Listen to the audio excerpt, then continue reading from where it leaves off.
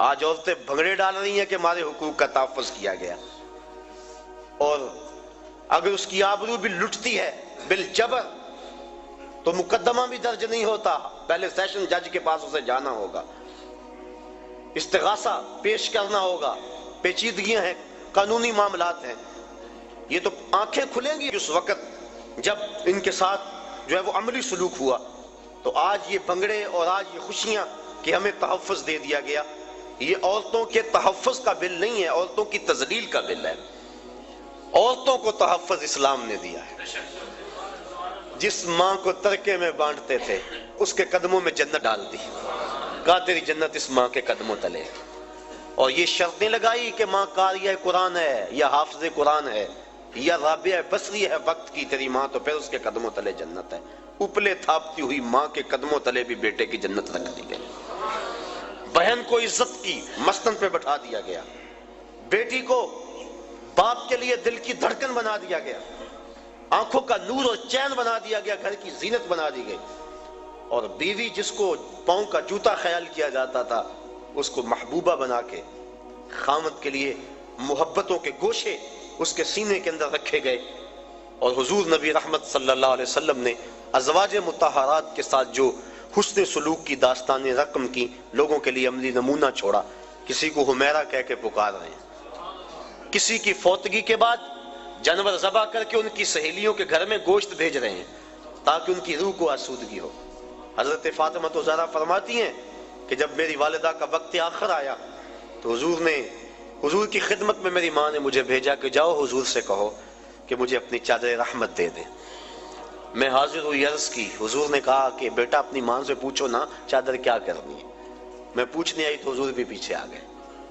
تو حضرت خدیجہ الکبریٰ رضی اللہ تعالی عنہا آپ نے عرض کی، حضور میں اس لیے چادر مانگی ہے کہ مجھے محسوس ہو رہا ہے میرا وقت آخر آ گیا، میری آرزو یہ ہے کہ اس چادر میں مجھے کفن دیا جائے۔ اب سنیے حضور کے لفظ، عورتوں کے حقوق کی بات کرنے والے اس بلندی پہ سوچ بھی نہیں سکتے۔ جب حضور کی زوجہ محترمہ نے چادر مانگی تو آقا کریم کی آنکھوں سے آنسو چھلکنے لگے، اور پھر فرمایا اے خدیجہ تو نے تو چادر مانگی ہے، لو اردت جلدی لا آتیتک، اگر تو میری جلد بھی مانگ لیتی میں وہ بھی پیش کر دیتا۔ یہ اسلام کے دیے ہوئے حق ہیں۔ اللہ اکبر۔ تو بات کر رہا تھا کہ اسلام نے کمزور طبقوں کو ان کے حق دیے ہیں، یہ ایک الگ مضمون ہے کہ غلاموں کو ان کے حق دیے، غریبوں کو حق دیے، یتیماں کو حق دیے، یہ الگ مضمون ہے۔ یہ چونکہ کرنٹ ایشو ہے اس وقت، اس پر میں نے تھوڑی سی بات آپ کے سامنے رکھی۔ تو اسلام نے کمزوروں کو، غریبوں کو بنیادی حق دیا کہ سب انسان برابر ہیں، تقوی کی بنیاد پہ فضیلت ہے۔ جب فاران کی چوٹیوں سے نور اسلام چمکا اور گھر گھر اس کے اجالے ہوئے تو عرب کا سب سے کالے رنگ کا شخص جس کا نام تھا اسود، وہ حضور کی خدمت میں حاضر ہوا۔ کوئی شخص اس کو رنگت کی سیاہی کی وجہ سے قریب بٹھانے کے لیے تیار نہیں تھا۔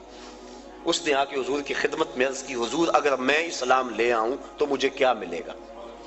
حضور نے فرمایا جو ابو بکر و عمر کو ملا ہے وہی تمہیں ملے گا، جو حقوق و فرائض ان کے ہیں وہی حقوق و فرائض تیرے ہوں گے، جس صف میں وہ کھڑے ہوتے ہیں اسی صف میں تو کھڑا ہوگا، اور اگر تو پہلے آ جائے اور وہ بعد میں آئے تو اگلی صف میں کھڑا ہوگا، وہ پچھلی صف میں کھڑے ہوں گے۔ اس نے کہا اگر اسلام یہ ہے تو میں تو پھر دل و جان سے اس دین کو قبول کرتا ہوں۔ حضرت اقبال مساوات کی بات کے اندر اسرار و رموز کے اندر لکھتے ہیں اسود از توحید احمر می شود، کہ اسود توحید کے فیضان سے احمر ہو جاتا ہے، گوری رنگت والوں کے کندھوں سے کندھا جوڑ کے وہ کھڑا ہوتا ہے۔ یہ اسلام کا دیا ہوا درس مساوات ہے کہ سب کو ایک صف میں کھڑا کر دیا گیا، یہ اسلام کا درس ہے۔ حضرت بلال حبشی رضی اللہ تعالی عنہ اور حضرت ابو ذر غفاری رضی اللہ تعالی عنہ کسی معاملے میں شکنجی ہو گئی تو غصے میں آ کر جناب ابو ذر غفاری نے کہا کہ تو کالی ماں کا بیٹا ہے۔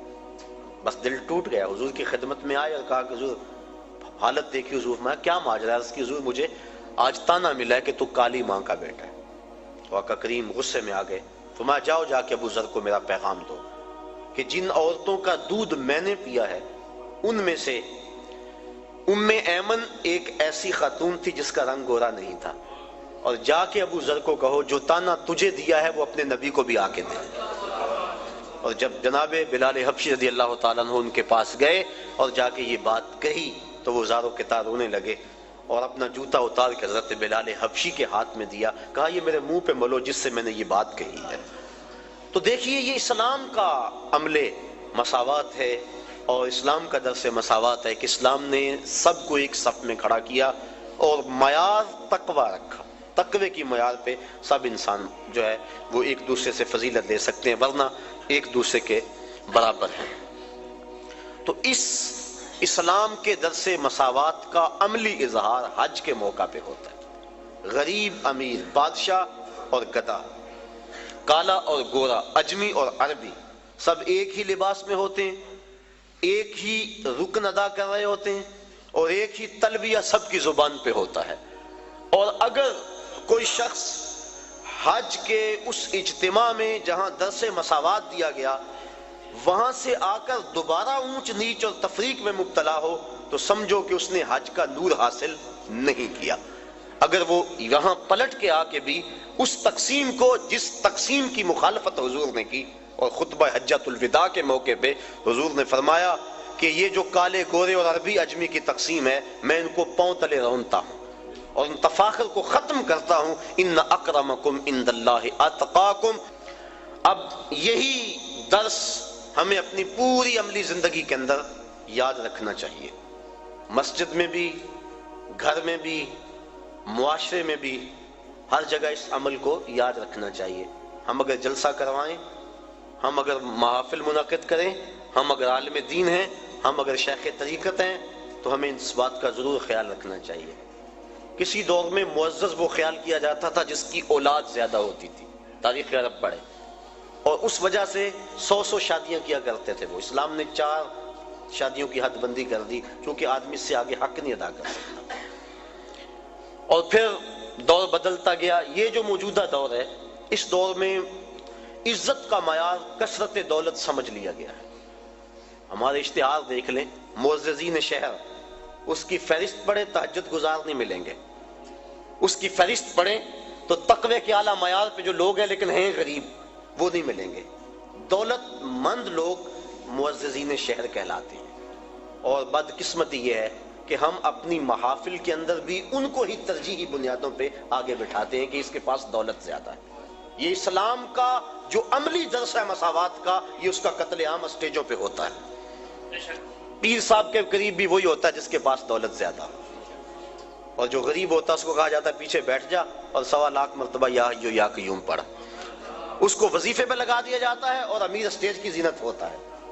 رسول کریم کا نام سن کے جس کی آنکھوں سے آنسو چھلکتے ہیں اور حضور کی محبت میں جو تڑپتا ہے، سحری کے وقت اٹھ کے تہجد پڑھتا ہے اور پھر اشراق پڑھ کے مزدوری پہ چلا جاتا ہے، رزق حلال کماتا ہے، نمازوں کی کوتاہی نہیں کرتا، اپنی زبان کی حفاظت کرتا ہے، نظر کی حفاظت کرتا ہے، وہ تو جوتیوں پہ بیٹھے۔ اور جو اسمبلیوں کے اندر اسلامی حدوں کا مذاق اڑائے اور جس کے بارے روز ہم نماز میں کہہ چکے ہیں، وَنَخْلَعُ وَنَتْرُكُ مَن يَفْجُرُكَ، اے اللہ جو تیرے حکموں کو توڑے گا ہم اس سے قطع تعلق کریں گے۔ اس کو ہم اسٹیج کی زینت بنائیں کہ یہ ایم پی اے صاحب ہیں، یہ ایم این اے صاحب ہیں، یہ دولت مند ہیں، اس کے پاس دولت کے انبار موجود ہیں۔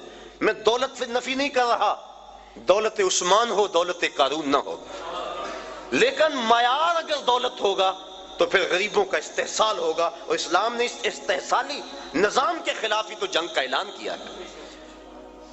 تو یہ مساوات کا درس حج کا درس ہے، اس بات کو اچھی طرح سے ذہن میں رکھا جائے اور اپنی عملی زندگی کے اندر ترجیح کس کو دی جائے؟ جو تقوی والا ہے۔ کبھی ایسا بھی ہو کہ ڈھونڈے ہمارے محلے میں سب سے زیادہ متقی کون ہے، آج مہمان خصوصی محفل نعت میں وہ ہوگا، بوڑھا ہے، کپڑے پھٹے ہیں، پیوند لگے ہوئے ہیں، جوتا ٹوٹا ہوا ہے، لیکن تہجد بھی پڑھتا ہے، اشراق بھی پڑھتا ہے، چاشت بھی پڑھتا ہے، گمنام ہے، کوئی پوچھنے والا نہیں ہے، حضور کا نام سن کے آنکھیں چھلکتی ہیں۔ ذرا وہ محفل نعت میں صدارت کی کرسی پہ بیٹھا ہو، لطف نہ آ جائے؟ لیکن بدقسمتی ہے اور میں بات کہہ دیتا ہوں، اپنے بھی خفا مجھ سے ہیں بیگانے بھی ناخوش، کہ میں زہر حلاحل کو کبھی کہہ نہ سکا کاندھ، بات وہی کہتا ہوں سمجھتا ہوں جسے حق، نئے ابلہ مسجد ہوں نئے تہذیب کا فرزند۔ کبھی ایسا بھی ہوتا ہے کہ آج جو محفل نعت میں مہمان خصوصی ہے، کل وہ شراب خانے میں تھا، اور ہم اس کے لیے نہ کیا کیا زمین و آسمان کے کلابے ملا دیتے ہیں۔ خدا را یہ ظلم اللہ کے گھر میں نہ کریں، محافل نعت میں یہ ظلم نہ کریں، آستانوں پہ یہ ظلم